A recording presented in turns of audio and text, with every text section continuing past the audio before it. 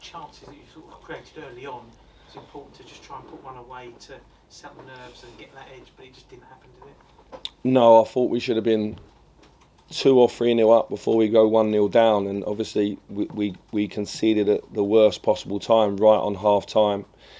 We spoke about it, about if we kept playing, opportunities would come. I felt we did that. I thought we threw a lot of energy at the game's second half, but we were a bit anxious at times, a bit loose in our possession because people were trying so hard, and the goal never come. I thought if we would have scored early in the second half, then we would have been the team with the momentum. We couldn't find the goal. So tonight's really of our own doing. I thought Josh Bowler showed the one moment of real quality in the game. We couldn't find that, but we had some fantastic chances early in the game. And again, it's ruthless, the Championship. You know, it's ruthless. It was a ruthless world for Alex Neil and Sunderland at the weekend, and I feel equally disappointed on the reverse of that tonight. Sometimes these things even themselves out over the season. Maybe we were fortunate at the weekend and unfortunate tonight. I mean, you seem to be expecting Chris Willock to be with you tonight. What happened there? And obviously there's another struggle with that. Yeah, the medics just didn't want me to take the risk, and he'll be fit for the weekend. Okay. And Macauley Bonne? Macauley was just not selected tonight. On the plus side, you've had to bring in some new faces. Ethan looked very solid down the wing, and when Sinclair came on in the second half, made a difference. Positives? Yeah, well, there's positives because Kenneth was back tonight and Ethan. And I've been a bit unfair on Ethan really because I've thrown him in. He only had 40 minutes with the team yesterday. He met the teammates for the first time yesterday. So he goes in tonight. I think first half he's very unlucky to not have 2 assists. I think after 3 or 4 minutes he flashes one across the 6-yard box. We have to score in that moment. Then he pulls one back to Lyndon. Again, I think we need to score in that moment as well. And in the second half, he gets down and he crosses, and Lyndon sinks. Just can't quite get there. So you can see what he's going to give to us at both ends of the pitch. And as I say, it was unfair on him to just throw him in tonight. He was keen to play, and I'm desperate to get him here. So that's why he did play. And I think you can see what a good player he's going to be for us. Sinclair came on and was his usual self. You know, physically runs himself into the ground. Will learn to manage his energy over time because that is a speed and effort that he's going at for a young boy. It takes a lot out of him physically and mentally. The games, you can see him at the end there. He lives the high emotions and the low emotions. He really takes it to heart. He had a couple of opportunities tonight where he might have scored. I don't think he's offside for the header at the end. I think he's onside, so that would have been a big moment had it have gone in, because the linesman obviously gave it offside. And we're delighted with Sinclair. It's important we bring him along at the right time, and I think he has been the real bright spark of the opening part of the season for us. On the second half, did you feel the referee could have been stricter on some of the time wasting?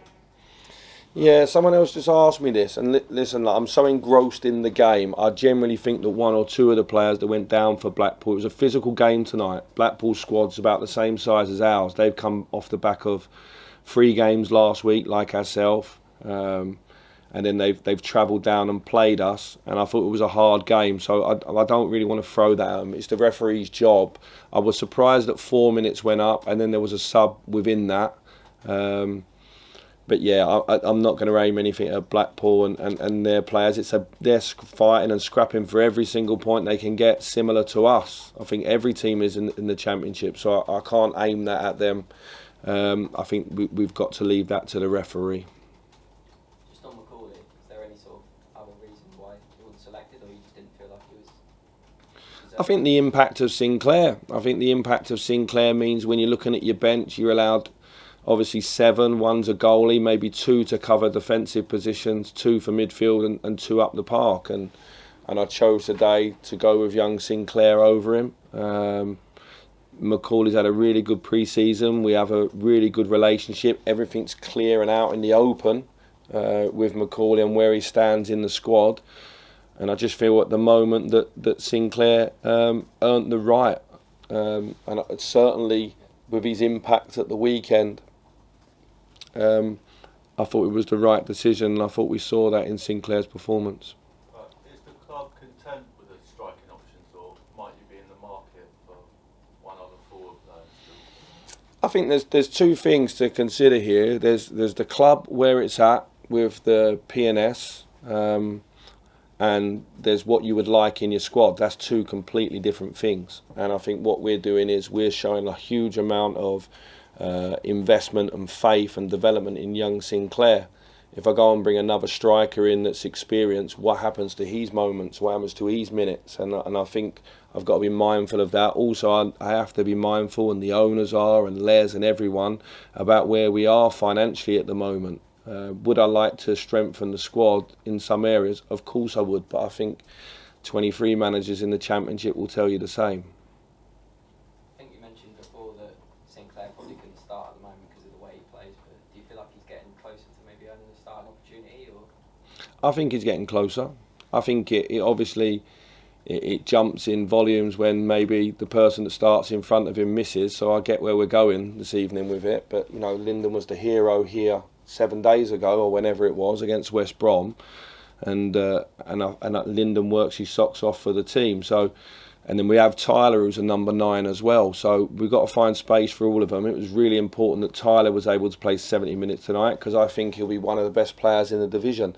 And let's not forget we're missing Chris Willock, who can play up there as well. So we've had a few things go against us in terms of the injuries. You've got to think maybe at the weekend we've got 6 or 7 that I would class as starters not available at Sunderland, and it was a really, really good point for us. We were a little bit closer tonight with Kenneth and Ethan and Tyler being available. So Sinclair is getting closer every single day, but you just got to trust us that we don't want to break this boy. We're just bringing him on at the right speed, and I think at the moment he's a fantastic impact player.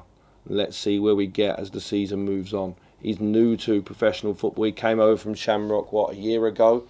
He's played at 2 much lower levels than this one. And I think what he's doing at the moment is fine.